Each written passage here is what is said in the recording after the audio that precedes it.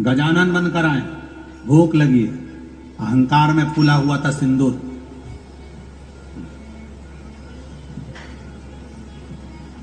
सिंदूर अहंकार में फूला हुआ था।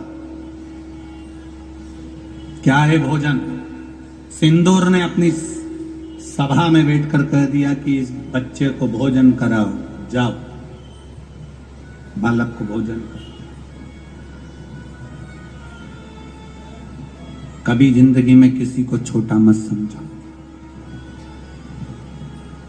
70 साल के बूढ़े व्यक्ति का मोबाइल अगर बिगड़ जाता है तो 10 साल का बेटा पोता मोबाइल का फंक्शन सही कर देता है, और 70 साल का बूढ़ा व्यक्ति अपना मोबाइल सही नहीं कर पाता है।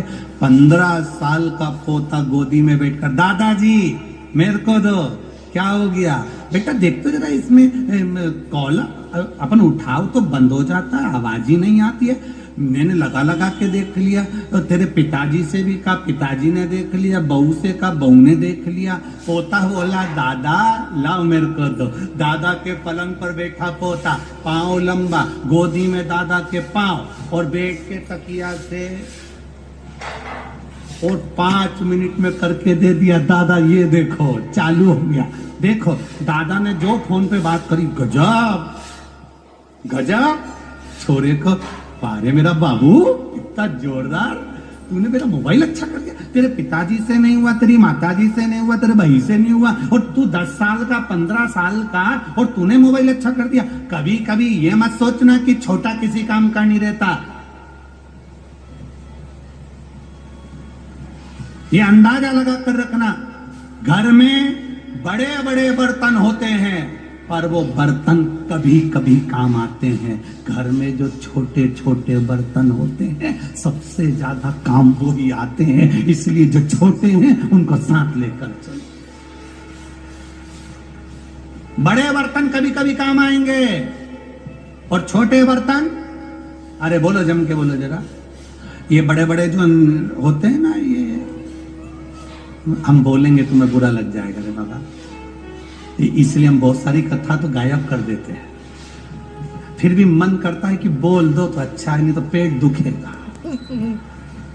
ये बड़े बड़े जो बर्तन होते हैं ना, बड़े बड़े नेता हों, ये तो बहुत कम काम में आते हैं। छोटे छोटे बर्तन कार्यकर्ता जो होते हैं, इन्हीं से नैया पार हो जाती है, इन्हीं से। छोटे बर्तन, अब बड़ा बर्तन कितना काम आ रहा है।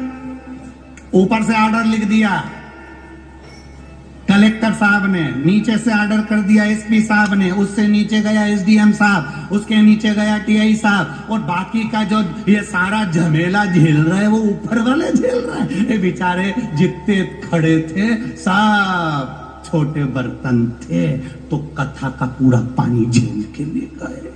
छोटे बर्तन, बड़ा बर्तन नहीं, छोटे बर्तन। छोटे को साथ लेकर चलो। कभी ये मत सोचो कि बड़े काम आएंगे, ना ना, छोटे भी काम आएंगे। इसलिए हमारा सनातन धर्म में ब्राह्मण, क्षत्रिय, वैश्य, शूद्र, इन सबको एक जगह पर लेकर आते हैं। सनातन धर्म में कोई अलग नहीं। सनातन धर्म में कहा जाता है ये 4 चौकी के 4 पाए हैं, ये हैं तो हमारा सनातन धर्म टिका हुआ है। छोटे से लेकर बड़े तक सबको साथ कर चलना है। घर में जब कोई काम होता है, फंक्शन होता है, बड़े सोफे पर बैठे रहते हैं, काम तो छोटा ही करता है।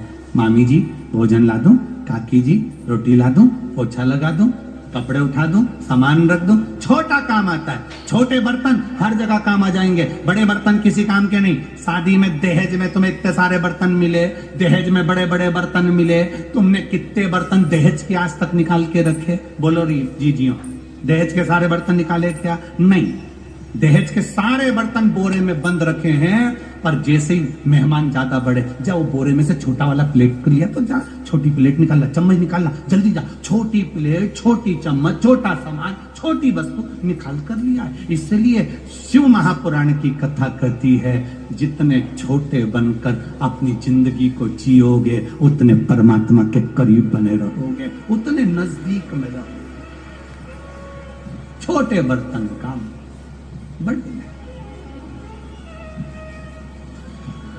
वो एक लाइन बोलते हैं सब लोग, बड़ा हुआ सो जैसे पेड़ पंछी को फल लगे,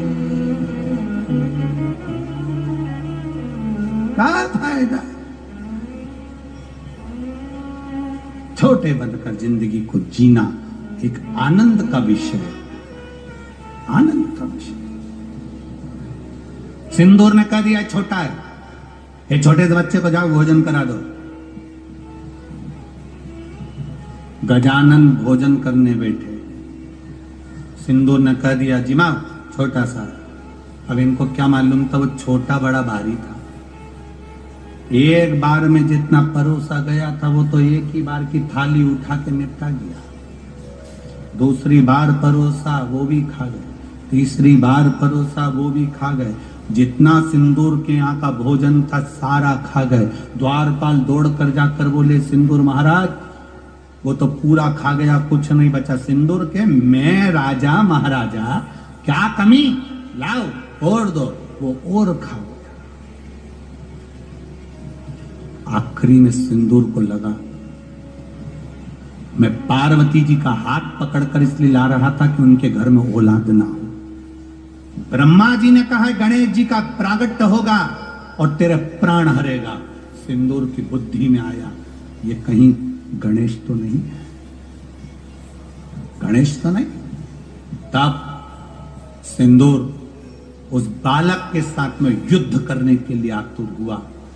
और सिंदूर जब बालक के साथ युद्ध करने को आतुर हुआ तब गणेश जी महाराज ने सिंदूर के प्राणों को हरने के लिए जो प्रहार करा, अंकुश का ऐसा प्रहार, तड़पने लगा सिंदूर, तड़पने, प्राणों को हरा, रक्त की धार निकली। जो रक्त की धार निकली तो सिंदूर मरते मरते हाथ जोड़कर कहता है मुझे क्षमा करो, मैं ब्रह्मा के मुख से जमाही द्वारा निकला हूं, मेरा नाम सिंदूर है। यम भी मुझसे दूर रहते हैं, आप कृपा करो, दया करो। मेरे शरीर से निकले हुए इस रक्त को, मेरे शरीर से निकले हुए इस भाग को आप अपने तन पर धारण करो गजानन, और वर दीजिए ये सिंदूर जिस जिस स्थान पर होगा वहां यम के दूत भी निगाह न कर सके, ऐसा वर दे दीजिए। ये वर दे, ये अखंडता दे, अखंडता।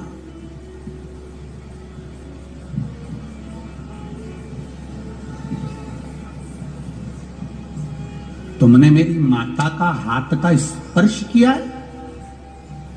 सिंदूर कहते हैं मेरी मृत्यु आपके द्वारा लिखी थी, इसलिए मैं पार्वती माता को लेकर जा रहा था, पर आज मैं सिंदूर